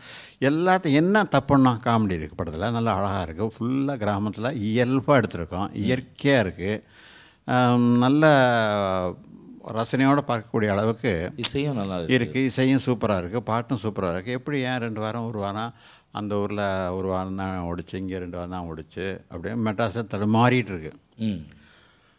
3ஆவது வாரத்துலேருந்து பேய் மாதிரி பிக்கப் ஆச்சு. ஆஹா ஓன்னு 25 வாரம் ஓடிச்சு. என்னத்தை சொல்கிறது, அதாவது ஒரு இன்ஸ்ட்ருமெண்ட்டும் இல்லாமல் இந்த ஹோட்டல் ரூமில் அவர் பாடும் பொழுது உங்களுடைய மனசு எப்படி ரிசீவ் பண்ணியிருக்கோம் இந்த பாடல்கள், அவர் என்ன ஆர்வத்தில் பாடிருப்பார், அந்த ஆர்வம் புரிய வைத்ததா இல்லை அந்த பாட்டில் இருக்கிற மெலடி புரிய வைத்ததான்றது கேள்வி. கண்டிப்பாக அது ஓடினதுக்கு அப்புறம் பாருங்கள், என் காது படவே சில பேர் அப்படி அரைகுறையாக நேரடி எங்கிடம் சொல்லாமல் அப்படி என்ன இதெல்லாம் வந்து இல்லைப்பா பாட்டு மச்சான பார்த்தீங்களா, அதெல்லாம் கிராமத்து பாடம், அன்னைக்கெல்லாம் ஏற்கனவே இருக்கிற பாட்டு தான், எல்லாம் கிராமத்தில் கிராமத்தில் பாடுற பாட்டு தான், இது அது ஒரு 2-3 படம் தாங்கடா, அதுக்கு மேலே தாங்காங்கிற மாதிரிலாம் சில பேர் பேசினாங்க. இதுக்கு வித்தியாசமாக ஒன்று பண்ணணுங்கிறதுக்காகவே நல்ல சங்கீதத்துக்கு ஞானம் உள்ளவங்கிறத ப்ரூவ் பண்ணுறதுக்கு கவி குயில்னு எடுத்தேன். படம் இம்மீடியட்டாக அதில் தான் குயிலே கவி குயிலே, சின்ன கண்ணன் அழைக்கிறான், அந்த பாடலாம். சின்ன கண்ணன் அழைக்கிறான் வந்து இன்றைக்கி வரைக்கும் பாலமுரளி கிருஷ்ணா சபையில் பாடுறாரு. ஆமாம், எது கிளாசிக்கல் சபையில் பாடுறாரு. ஆமாம் ஆமாம், அந்த பாடலை கேட்கலாம். சின்ன கண்ணன் அழைக்கிறா, சின்ன கண்ணன் அழைக்கிறா, ராதையை பூங்கோதையை, ராதையை பூங்கோதையை, அவள் மனம் கொண்ட ரகசிய ராகத்தை பாடி சின்ன கண்ணன் அழைக்கிறா, சின்ன கண்ணன் அழைக்கிறா, ராதையை பூங்கோதையை, அவள் மனம் கொண்ட ரகசிய ராகத்தை பாடி சின்ன கண்ணன் அழைக்கிறா, சின்ன கண்ணன் அழைக்கிறா. ரீதிகோட ராகத்தில் ஒரு அதாவது ஒரு ரெகுலர் ராகம் இல்லாத ஒரு ராகத்தை எடுத்து இந்த பாட்டுக்கு தேர்ந்தெடுத்த அண்ணன் என்ன சொல்கிறது. சரி மாடர்ன் மியூசிக் பண்ணுவாரா அப்படிங்குவாங்கல்ல, சரி பார்ப்பான். பிரியான்னு ஆரம்பித்தேன். ஆஹா, ஃபுல்லாக வெஸ்டர்ன் மியூசிக். அதை அந்த வெஸ்டர்ன் மியூசிக் ரெக்கார்டிங்கை பற்றி கேள்விப்பட்டு நௌஷத் வந்து பார்த்துட்டு போனார்.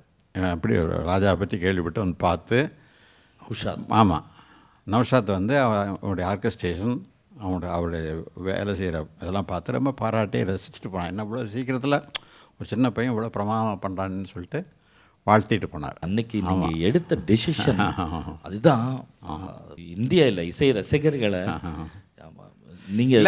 எனக்கு ரொம்ப சந்தோஷம்னா, நான் வந்து அவர் அறிமுகப்படுத்தினது வந்து ஏதோ கடவுள் செயல் தான், எனக்கு கடவுள் கொடுத்த வரம் தான். அவருடைய கெட்டிக்காரன் அவர் வளர்த்துக்கிட்டார். அதுக்கப்புறம் வந்து என்ன அதை செஞ்சோன்னு நம்ம ரொம்ப கெட்டிக்காரன்னு உட்காந்துருலையே, அதுக்கப்புறமும் கற்றுக்கிட்டாரு. அதுக்கப்புறமும் மேலே மேலே மேலே மேலே கற்றுக்கிட்டே இருந்தார். எவ்வளோ கற்றுக்கிட்டாரு, இன்னும் சொல்ல போனால் இன்னும் கற்றுக்கிட்டு இருக்காருன்னு கூட நான் சொல்லுவேன். அவ்வளோ தூரத்துக்கு வந்து அவர் அவ்வளோ இசை ஈடுபாடுங்களா, இசை கடவுள் கடவுள் நாங்கள் எல்லாம் கடவுள். ஆமாம் ஆமாம். நம்பிக்கை அந்த ஊர், அந்த படத்தில் எல்லா பாடல்களும் ஹிட்டு. காதலின் தீபம் 1. ஆமாம், அற்புதமான மெலடி, நான் ரொம்ப ரசிக்கிற மெலடி. உடனே எழுதிட்டீங்களா அது? ஆமாம், உடனே எழுதுனது. அது வந்து இளையராஜா அந்த பாட்டு அந்த படத்துக்கு நான் எல்லாம் பிளான் பண்ணி ரஜினி சார் வந்து அப்புறம் பிஸியாக இருக்கிற நேரம் நம்ம கம்போசிங் உட்காந்து பாட்டெலாம் ரெக்கார்ட் பண்ணலாம்னு சொல்லிட்டு பேசிகிட்டு இருந்தான். அன்எக்ஸ்பெக்டாக அப்போ ராஜாவுக்கு பயங்கரமாக வயிற்று வலி வந்து இந்த குடல் இறக்கம்னு சொல்லுவாங்க இல்லையா, அந்த ஆப்ரேஷன் பண்ணிவிட்டு வந்து வீட்டில் படுத்திருக்காரு. எனக்கு வந்து அந்த நேரத்தில் போய் தொந்தரவு பண்ணாங்க இஷ்டம் இல்லை. ஸோ அந்த ஷெடியூலில் ரஜினி ஒரு வேளை நான் மிஸ் ஆனாலும் பரவாயில்ல, அடுத்த வருஷம் எடுத்துப்போம் அப்படின்னு சொல்லிட்டு நான் வந்து ஆமாம் உடம்பு தானே முக்கியம் அப்படின்னு சொல்லிட்டு நான் இளையராஜாட்ட போய் சொன்னேன். என்ன எல்லாம் ரெடி பண்ணிட்டீங்களான்னு ராஜா என்ன கேட்குறான்.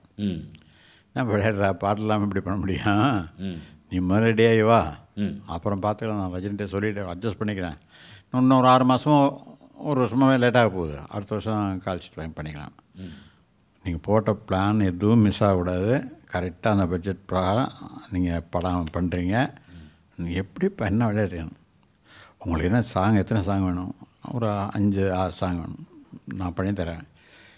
உடம்பு பார்த்து எனக்கு அப்போ எதாவது பண்ணால் எனக்கு உடம்பு சந்தோஷமாக இருக்கும், நீங்கள் வாங்க உட்காருங்க சொல்லிட்டு அப்பப்போ போவேன். காலையில் ஈவினிங் ஒரு 1 மணி நேரம் ஆமாம் கதையை ஓரளவுக்கு கதையெல்லாம் ரெடி பண்ணியிருந்தேன், சொல்லிட்டேன். சிச்சுவேஷன் உடனே அங்கேயே அப்போவே ஹார்மோனியம்னா கூட வச்சுக்கல, அப்படியே ஒரு மெதுவாக மென்மையாக பாடினார், வலிக்கும் மென்மையாக பாடினார். நான் அங்கேயே அப்போவே கடைன்னு எழுதி கொடுத்து அவர் வாங்கி அதை சரி பண்ணிவிட்டு சரி நீங்கள் போங்கன்னு சொல்லிட்டு 2-3 நாளில் 5 பாட்டையும் கம்போஸ் பண்ணிட்டோம். அதுக்கப்புறம் வந்து ரெக்கார்டிங்லாம் அரேஞ்ச் பண்ண சொல்லிட்டாரு, அசிஸ்டண்ட்டை கூப்பிட்டு நான் எல்லாம் பண்ண சொல்லிட்டார். எந்தெந்த பாட்டுக்கு யாருக்கு யார் வேணும்னா அதையும் சொல்லிட்டாரு. அந்த பாட்டுக்கு எங்கே மியூசிக் என்னென்ன வேணும் மோனோண்டி கட்டிங் என்னென்ன வேணும்னு கம்ப்ளீட்டாக சொரம்லாம் இங்கேருந்து எழுதி கொடுத்து ரிஹர்சல் பண்ணி நீங்கள் எடுங்க, இங்கே இப்படி வேணும் ஃபுல் இன்ஸ்ட்ரக்ஷன் அவங்களுக்கு கொடுத்துட்டாரு. அவன் எல்லாம் கம்ப்ளீட்டாக ரெடி பண்ணிவிட்டு லாஸ்ட்டில் ஒரு ஃபோன் பண்ணி அந்த ஆர்கஸ்ட்ரேஷன்லாம் எல்லாம் ரெடி ஆகிடுச்சு திருப்தியாக இருக்கா ரெக்கார்ட் பண்ணுங்க. அதே மாதிரி ரெக்கார்ட் பண்ணோம், எல்லா பாட்டும் ரெக்கார்ட் பண்ணால் எல்லாம் சூப்பராக அமைஞ்சுது. அதை பர்டிகுலர் இந்த பாட்டு வந்து ரொம்ப பிரமாதமாக அமைஞ்சுது.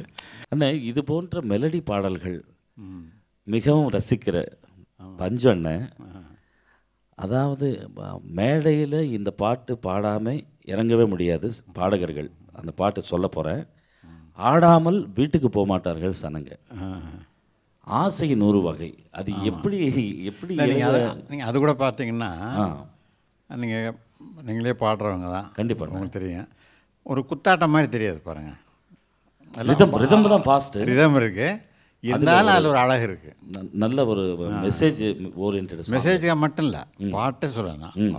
சும்மா வெறும் தேட்டக்கம் இல்லாமல் ஆமாம் டப்பாவும் இல்லாமல் அதில் ஒரு விஷயம் ஆசை 100 வகை தான் ஒரு நல்ல மெலடி மாதிரி மெலடி பிள்ளை கொஞ்சம் வேகமாக எல்லாம் மெலடி பேஸ் பண்ணிட்டாரு வா கூப்பிட்ட மாதிரியே இருக்கும். இந்த பாட்டு வாசோன்னாக்கு ஒரு பெரிய லிஃப்ட்டு. அதாவது நிறைய பாடகர்களுக்கு இந்த மேடையில் மேட்ரு வந்து எல்லாருக்கும் பொருந்தும். ரெண்டாவது அது எந்த இடத்துல வேணாலும் மேட்ச் ஆகிடும். ஆசை ஒவ்வொருத்தருக்கும் எவ்வளோ ஆசைகள் இருக்குது அந்த கண்டிப்பாக ஒவ்வொரு மனிதனுக்கும். அதுக்கப்புறம் படத்துலேயே எத்தனையோ படத்தில் அதை ரிப்பீட் பண்ணிட்டாங்க, எல்லாம் ரீமிக்ஸு 3 4 மிக்ஸு எல்லாம் ஆரம்பிச்சு. ஆனால் இது அடிக்க முடியல, அது மட்டும் உண்மை. இந்த பிஜிஎம் வந்து அத்துபடி ஒவ்வொரு மியூசிஷியன் புதுசாக ஒரு கீபோர்டு வாசிக்கிறதுக்கு வர்றவங்களோ கிட்டார் வாசிக்க வர்றவங்களோ ஃபஸ்ட்டு எடுத்த உடனே கஷ்டமான பாட்டு ட்ரை பண்ணலாம் அப்படின்னு சொல்லிட்டு இளையநிலா ட்ரை பண்ணுவாங்க கிட்டாரிஸ்ட்னா. சரி நம்ம இன்னொரு 1 வருஷம் கஷ்டப்பட்டு கற்றுக்கிட்டா தான் அது சேருவோம். முதல்ல அது கேட்குறதுக்கு ஒரு மந்திரம் மாதிரி இருக்கும். நீ சரி சரி சரி நீ சரி சரி சரி அதுமாரி என்ன ஒரு கார்ட்ஸு என்ன ப்ரோக்ரெஷன் என்ன பண்ணியிருக்காங்க செஞ்சாங்க. அவன் இந்த மாதிரி சுச்சுவேஷனோட இப்படி ஒரு அழகாக பண்ணுறதுக்கு ஒரு தனித்திறமை வேணும். பஞ்சு அருணாச்சலம் அவர்களுடைய இசை பயணம் வந்து இளையராஜா அவர்களுடைய பாடல்களில் இப்படி நீங்கள் வந்தீங்க. அதுலேருந்து பார்த்தா கண்மணியே காதல் என்பது என்ன ஒரு அற்புதமான மெலடி. ஜஸ்ட் சிச்சுவேஷனுக்கு எழுதிய பாடலன்னா மெட்டுக்கு எடுத்த பாடலா டியூன் நான் சுச்சுவேஷன் மெட்டு அவர் சொல்லிட்டு தந்தாரு. வித்தியாசமான டியூன்னு சொல்லிட்டு கொடுத்து ம் எழுதினேன். அதில் வந்து அவர் மெட்டு அவருடைய மெட்டு தான்.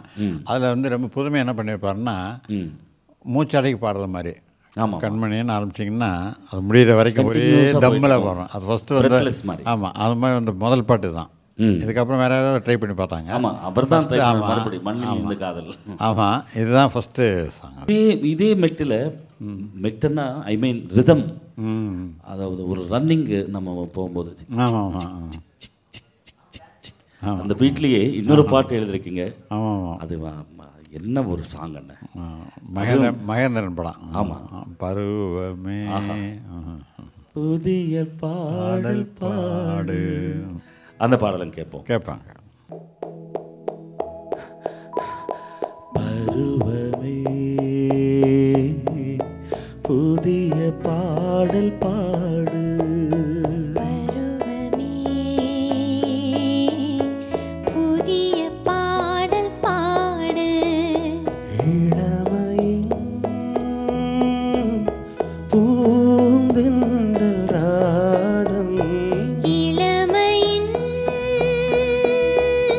பூந்தென்றல் ராகம், பருவமே புதிய பாடல் பாடு. ரெண்டும் ஒரே மாதிரி அப்படின்னு நினைப்போம். அந்த பாட்டு பிரெத்லெஸ், ஆமாம் இது பிரீத் ஃபுல்லு. ஆமாம் கேப் விட்டு ஜாகிரதையாக பாடினாதான் பிரீத் நிற்கும். ஆமாம். இதில் இந்த பாட்டு நீங்கள் வந்து முதல்ல எழுதி கொடுத்துருக்கீங்களா? இல்லை அவர் கம்போஸ் பண்ணி நடனேன். பாடல் ஒன்று அந்த படத்துலேயே என்னுயிர் நீதானே, அது ஒரு டிஃப்ரெண்ட் கம்போசிஷன் டிஃப்ரெண்ட். ஏதோ ஒரு மலை லாங்குவேஜில் நம்ம ஆமாம், ஏதோ ஆமாம். மலேசியாலேயோ ஆமாம். சிங்கப்பூர்லேயோ ஆமாம் பாடின மாதிரி ஒரு ஃபீல். ஆமாம் அது தொகையராகவே வந்து மலேசியன் ஆமாம் வார்த்தைகளே போட்டு அதுலேருந்து இந்த பாட்டு வரும். அதாவது இதில் எத்தனை வெரைட்டிஸ் வச்சுருக்காருன்னா, தாளம் வந்து தாக்கத்தையுமே தாக்கச்சேனு தன் சக்க சிக்கு சின் சக்க சிக்கு ஆதி தாளத்தில் 2/4 பீட்டு போயிட்டுருக்கு. நீங்கள் எழுதியது மொத்தம் திஸ்ரத்துக்கு எழுதியிருக்கீங்க. திங் என்னுயிர் நீதானே சிக் சிக்கன் சிங்க சிக்கன் ஒன்னுயிர் நான் தானே நீ யாரோ இந்த நானானோ தானே சின் தச்சுக்கிட்டு சிம் தச்சுக்கிட்டு சிம் தச்சுக்கிட்டு இந்த பீட்டு தான் வரணும். அந்த பீட்டு வாசி காட்டுங்கம்மா. 6/8 என்னுயிர் நீதானே ஒன்னுயிர் நான் தானே நீ யாரோ இந்த நானானோ நானே நானே நானே நானே என்னுயிர் நீதானே. எந்த இசையமைப்பாளர் இருந்தாலும் திஸ்ரத்துக்கு நீங்கள் எழுதிருக்கீங்க, ஆட்டோமேட்டிக்காக திஸ்ரத்து ரிதம் கொடுக்கணும். இதில் 2/4 கொடுக்குறது, அதாவது பாடுறவங்களுக்கு ரொம்ப கஷ்டம், கேட்குறதுக்கு எவ்வளோ சுகமாக இருக்கோ. பார்க்குறவங்க பழக்கம் இல்லைன்னா என்னையா தப்பாக வாசிக்கிறீங்க அப்படின்னு கண்டிப்பாக. அது இப்போ 2/4 வாசிங்க. என்னுயிர் நீதானே ஒன்னுயிர் நான் தானே நீ யாரோ நல்லெல்லாரோ நல்லெல்லாரே நல்லெல்லாரா என்னுயிர் நீ. What a genius. அதாவது அப்போ ரெக்கார்ட் பண்ணும்போது இந்த சந்தேகம் எல்லாம் வந்திருந்ததுன்னா எனக்கு தெரியாது. இப்போ நீங்கள் சொல்லி தான் நானே கேள்வி கேட்டுக்கிறேன். 100% தானே. ஆமாம் அதெல்லாம் இளையராஜாவுடைய உங்களுக்கு ஒரு புலமை. காதுக்கு இனிமையாக இருந்து சந்தோஷமாக இருந்தது. That's all. Great man.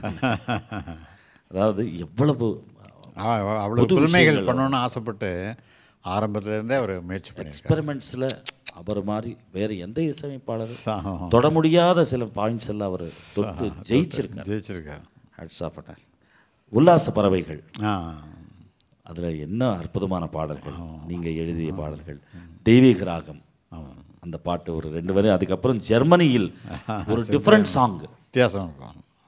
இந்த 2 பாட்டும் கேட்காம இருக்கவே முடியாதுன்னு.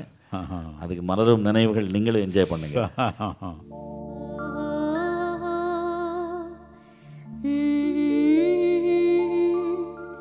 தெய்வீக ராகம் தெவிட்டாத பாடல் கேட்டாலும் போதும் இள நெஞ்சங்கள் வாடும்.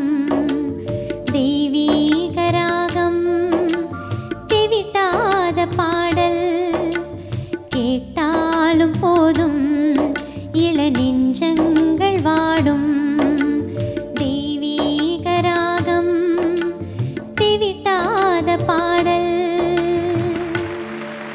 சில பாடல்கள் எல்லாம் ராஜா அண்ணன் பாடல் கேட்கும் பொழுது அவர் மெட்டு போகாமல், அதாவது ஆரம்பிக்கும் பொழுதே ஒரு குரல் உடைய பிச்சிங், அதாவது ஒரு வாய்ஸினுடைய ரேஞ்ச் மனசில் வச்சுட்டு தான் கம்போஸ் பண்ணுறாரா அப்படின்றது கூட உறுதியாக தெரிஞ்சிடறேன். ஜென்சி வாய்ஸில் இந்த பாட்டு ஒரு டிஃப்ரெண்ட் கலர். அவர்களுடைய குரலில் ஒரு டிஃப்ரெண்ட் பாடல்கள், அந்த குரலுக்காகவே ஏற்ற மாதிரி ஒரு கம்போசிஷன் மெட்டமைத்து ஒரு இன்னோசென்ஸ் அந்த பாட்டில். ஒரு கிராமத்து போனால் அப்பாவி அந்த இன்னோசென்ஸ் இதுலேயே அப்படியே என்டையர் டிஃப்ரெண்ட் கலர். ஆமாம், ஜெர்மனி படித்தவங்க ஜெர்மனிக்கெலாம் போகிறாங்க, அந்த மாதிரி அந்த பொண்ணு. ஃபென்டாஸ்டிக் சாங் அண்ணா சாங். அது கலரே வேறு அந்த பாடலை கேட்போம்.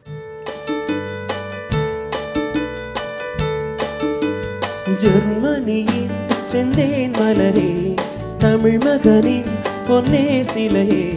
ஜெர்மனியின் செந்தேன் மலரே, தமிழ் மகனின் பொன்னே சிலையே. காதல் தேவதையே, காதல் தேவதை பார்வை கண்டதும் நான் என்னை மறந்தேன். ஜெர்மனியின் செந்தேன் மலரே.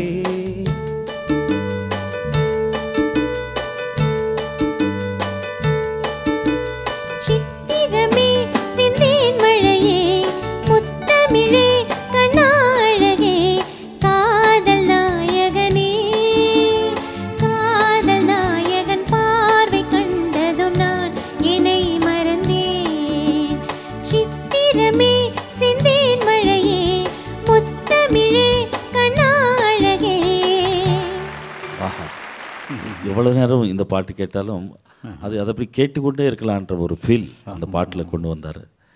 நல்ல அற்புதமான லிரிக்ஸ் அண்ணன். இந்த வரிசையிலேயே சூப்பர் ஸ்டார் அவர்களுக்கு வீரா படத்தில் ஒரு அற்புதமான பாடல் அண்ணன். அதாவது அது கம்போசிஷன் டிஃப்ரெண்ட் கம்போசிஷன். கொஞ்சி கொஞ்சி அலைகள் ஓட, ரொம்ப சிம்பிள் சாங். அது கேட்குறதுக்கு எவ்வளவு இனிமை, எழுதுறதுக்கு உங்களுக்கு சிம்பிளாக ஒரு வேளை அந்த டியூன் இருந்திருக்கலாம் அப்படின்னு நினைக்கிறேன். பட் அது மிகப்பெரிய பாட்டு. அதாவது அண்ணன் எஸ்பிவி அவர்களுடைய குரலிலும் அந்த மெட்டு அமைத்த விதம், எழுதிய விதம் எல்லாமே பாராட்டப்படும். ஒவ்வொரு ரொம்ப எல்லோரும் பண்ணி சொன்னது மாதிரி எல்லோரும் பாராட்டினாங்க, ஜனங்களும் ரசித்தாங்க. அதில் எனக்கு ஒரு புது அனுபவம் எனக்கு கிடச்சிது. அண்ணா, நான் ஒரு 3 வருஷத்துக்கு முன்னாடி என்னுடைய சன் டாட்டர்லாம் அமெரிக்காவில் இருக்காங்க. சரி. ஒரு சன் ஒரு டாக்டர் இங்கே இருக்காங்க. எனக்கு 2 சன் 2 டாக்டர். ஒரு சன் ஒரு டாக்டர் நான் டல்லாஸில் இருக்காங்க. சரி. அங்கே நான் இங்கே போயிருக்கும்போது அங்கே நம்ம ஆட்கள் நிறைய சவுத் இந்தியன் பீப்புள்ஸ் நிறைய பேர் இருக்காங்க. அதில் என்னை பற்றி தெரிஞ்சவங்களாம் நான் அடிக்கடி வாரத்துக்கு ஒரு நாள், அவங்க சாட்டர்டே சண்டே அவங்க லீவு. ஆமாம். அப்போல்லாம் விருந்து கூப்பிடுவாங்க, ஹோட்டலுக்கு கூப்பிடுவாங்க, நான் போவேன். அதில் ஒருத்தர் வந்து இந்த தமிழ் விஷயங்களில் ரொம்ப ஆர்வலர், நிறைய விஷயங்கள் தெரிஞ்சவர். அவர் ஒரு விஷயம் சொன்னார் என்கிட்ட. சார், உங்களுக்கு தெரியாமல் நீங்கள் ஒரு பெரிய விஷயம் செஞ்சுருக்கீங்க தெரியுமா அப்படின்னாரு. என்ன அப்படின்னா, இப்போது ஐநா மொழி ஆராய்ச்சி நிலையத்தில் ஒரு 7-8 வருஷமாக பல்வேறு விதமான மொழி ஆர்வலர்களும் ஆராய்ச்சியாளர்களும் மொழி எப்படி தோன்றியது அப்படின்னு சொல்லிட்டு ஆராய்ச்சி பண்ணியிருக்காங்க ஒரு 7-8 வருஷமாக. இதுக்கு பல்லாயிரக்கணக்கான டாலர்கள் செலவழித்து அவங்களுக்கு சம்பளம் கொடுத்து அவங்கள வருஷம் ஒரு 3 மாதத்துக்கு ஒரு தான் மீட்டிங் போட்டு உட்காந்து பேசி ஆராய்ச்சிகள்லாம் பண்ணி காற்று தான் மொழியினுடைய தோன்றுதலுக்கு, அதை தமிழ்னு இல்லை எந்த மொழியாக தான் மொழி தோன்றுதலுக்கு காரணம் வந்து காற்றுன்னு சொல்லி கண்டுபிடிச்சி இப்போ கன்ஃபார்ம் பண்ணியிருக்காங்க. சரி. நீங்கள் போகிற பக்கத்தில் எழுதிட்டு போயிட்டாங்களேன்னாரு. எனக்கே முதல்ல ஆச்சரியமாக இருந்தது, என்ன எதில் சொல்கிறீங்கன்னா, இல்லை இப்போ நீங்கள் கொஞ்சி அப்படின்னா கொஞ்சி பேசும் மொழிகள், காற்றிலே பரவும் மொழிகள்னு எழுதியிருந்தேன். அது எனக்கே நான் ஆராய்ச்சிலாம் பண்ணி எழுதலை, அந்த மியூசிக் அது அழகாக இருந்து எழுதினேன். அதுதான் உண்மை. அதுதான் உண்மை. What a great. ரொம்ப சந்தோஷம். இது சரணம் இன்னொரு டைப் ஆஃப் ஒரு வேரியேஷன் கொண்டு வந்து கம்போஸ் பண்ணியிருப்பார் ராஜா அண்ணன். இந்த வரிசையில் பார்க்கும்பொழுது என்ன சொல்கிறது அண்ணன், இந்த நீண்ட பயணத்தில் அதாவது பூரணமான திருப்தி அடைஞ்சிங்களா, இல்லை ஏதாவது இன்னும் மிச்சம் இருக்குது நான் சாதிக்க வேண்டியது அப்படின்ற எண்ணம்? இல்லை, அப்படி இல்லை. எல்லாத்தையும் சாதிச்சுட்டே நினைச்ச சந்தோஷமும் கிடையாது, எதையுமே செய்யலைங்கிற வருத்தமும் கிடையாது. எனக்கு எப்பப்போ எதாவது அமைஞ்சுதோ, நான் எதெல்லாம் நான் வந்து வெற்றி பெறணும்னு ஆசைப்பட்டனோ அதில் தான் அந்த வெற்றி அடைஞ்சேன். சில சமயங்களில் தோல்வி அடைஞ்சிருக்கேன். ஆனால் எல்லாத்துலேயும் நான் வந்து நிச்சயமாக ஒரு 10 தரம் விளையாடினா ஒரு 7 தரம் ஜெயிச்சிருக்கிறேன். அதுதான் அது அந்த அளவுக்கு எனக்கு வந்து ஆண்டவருடைய அருள் எனக்கு உண்டு, கண்டிப்பாக எனக்கு கொடுத்துருக்காரு நான் நம்புகிறேன். ஆமாம். எனக்கு ரொம்ப சந்தோஷம் என்ன அப்படின்னா, அப்போ நீங்கள் சொன்ன மாதிரி என் கூட இருந்தவங்க, என் கூட பழகினவங்க, இளையராஜா மட்டும் இல்லை, இன்க்ளூடிங் விஜயபாஸ்கர் ஆகட்டும், முத்துராமன் சார் ஆகட்டும், என்னோட பழகினவங்க ஆகட்டும், யாராக இருந்தாலும் சரி, என்னால் யாருக்கும் எந்த விதத்துலேயும் வந்து எந்த நேரத்துலையும் ரஜினி சார் ஆகட்டும், கமல் சார் ஆகட்டும், யாராக இருந்தாலும் சரி, என்னால் ஒரு பாயிண்ட்டாவது என்னால் அவங்களுக்கு ப்ளஸ்ஸாக இருந்திருக்குமே தவிர நான் ஒருபோதும் அவங்களுக்கு யாருக்கு இடைஞ்சலாகவோ அவங்களுக்கு மனசு வருத்தமாகவோ நான் இது வரைக்கும் இருந்ததில்லை.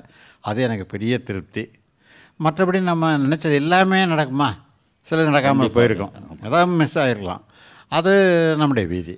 அதனால் வந்து அதை நினைக்காம கடவுள் நம்ம கொடுத்ததுக்கு சந்தோஷப்படுவோம். நம்ம எதிர்பார்த்தது எல்லாம் வந்து என்னென்னமோ சந்தர்ப்பத்துக்கு இந்த மனிதனுடைய மனம் குரங்கு மாதிரி. முதல்ல வந்து ஒரு ஷர்ட்டு வேட்டி 3 வேளை சாப்பாடு கிடச்சா போதும்னு நினைக்கும், கொஞ்சம் ஒரு வீடு கொஞ்சம் வசதியாக இருந்தால் பரவாயில்ல நினைக்கும், அப்புறம் ஒரு கார் கிடச்சா போதும்னு நினைக்கும், அப்புறம் ராக்கெட்டு ஃப்ளைட்டு ஆடி நம்ம மனசாக இருக்கும். அதுதான் அதை பற்றி நம்ம கவலைப்படக்கூடாது. நீங்கள் சொன்னது மாதிரி நம்ம என்ன நினச்சோமோ அதை விட ஒருபடி அதிகமாகவே தான் நான் வந்து வாழ்க்கையில் வெற்றிகளை பார்த்துருக்கிறேன். நான் ரொம்ப சந்தோஷப்படுறேன். அதாவது ஹமாம் மனதோடு மனவில் மனம் விட்டு தேசிய பஞ்சு அருணாச்சலத்தை இன்னைக்கு முதல் முறையாக பார்க்குறவங்க நிறைய பேர் இருக்கலாம். ஏன்னா நீங்கள் வந்து பல மேடைகளிலும் பல பத்திரிகைகளிலும் சொல்லாத சில விஷயங்கள் எல்லாம் எங்களோட நீங்கள் ஷேர் பண்ணும் பொழுது ரொம்ப மகிழ்ச்சியாக இருக்கின்றதுன்னு உங்கள் பொன்னான் நேரத்தை ஒதுக்கி ஹமாம் மனோவுக்கு வந்து சிறப்பித்ததற்கு உங்களுக்கு எனக்கு இந்த அளவுக்கு பெருமை கொடுத்ததுக்காக எல்லோருக்கும் நன்றி. என்னை பேட்டி என்ற உங்களுக்கும் நன்றி. நீங்கள் ஒரு மிகப்பெரிய பாடகர். நீங்கள் ராஜா அண்ணனை எங்களுக்கு பரிசாக தந்திருக்கீங்க. அவர் என்ன போல எத்தனையோ பேருக்கு வாழ்க்கை தருகிறார். கண்டிப்பாக நிறைவாக நீங்கள் கார்த்திக் ராஜா அவர்களுக்கும் எழுதிய முதல் பாட்டு, ஆமாம், பாண்டியன் படத்தில் ஒரு பாட்டு இசையமைத்து சூப்பர் சாங், அது நீங்கள் தான் பாடினீங்க. நானும் சித்ரா அவர்களும் நல்லா பாடினீங்க. ஒரு கேட்கலாமா? டெஃபினட்டாக இந்த வாய்ப்பினை தந்ததுக்கு மிக்க நன்றி. அந்த பாடலோட நிறைவு செய்ய. சரி. பாண்டியனின் ராஜ்யத்தில் உய்யலால வேண்டி நின்ற பைங்கிளுக்கு உய்யலால. அற்புதமான நீண்ட பயணம், ஒரு அற்புதமான பயணம். பஞ்சு அருணாச்சலம் அவர்களுடைய வாழ்க்கை பார்த்தீங்க, ரசிச்சிங்க.